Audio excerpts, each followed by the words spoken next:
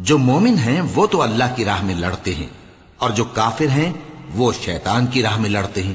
سو تم شیطان کے مددگاروں سے لڑو اور ڈرو مت، کیونکہ شیطان کا داؤ کمزور ہوتا ہے۔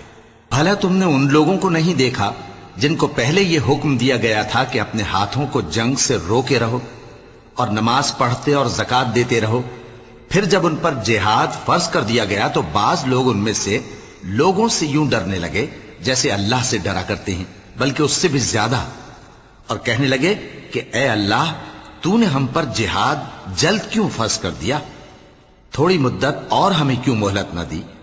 اے پیغمبر، ان سے کہہ دو کہ دنیا کا فائدہ بہت تھوڑا ہے، اور بہت اچھی چیز تو پرہیزگار کے لیے نجات آخرت ہے، اور تم پر دھاگے برابر بھی ظلم نہیں کیا جائے گا۔ اے جہاد سے ڈرنے والو، تم کہیں رہو، موت تو تمہیں آ کر رہے گی، خواہ مضبوط قلعوں میں رہو۔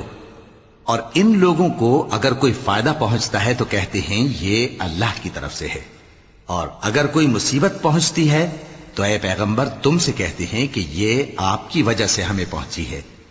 کہہ دو کہ رنج و راحت سب اللہ ہی کی طرف سے ہے۔ ان لوگوں کو کیا ہو گیا ہے کہ بات بھی نہیں سمجھ سکتے؟ اے آدم زاد، تجھ کو جو فائدہ پہنچے وہ اللہ کی طرف سے ہے، اور جو نقصان پہنچے وہ تیری ہی شامت اعمال کی وجہ سے ہے۔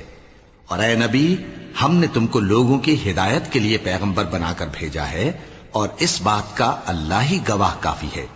جو شخص رسول کی فرما برداری کرتا ہے تو بے شک اس نے اللہ کی فرما برداری کی، اور جو نافرمانی کرے تو اے پیغمبر، تمہیں ہم نے ان کا نگہبان بنا کر نہیں بھیجا،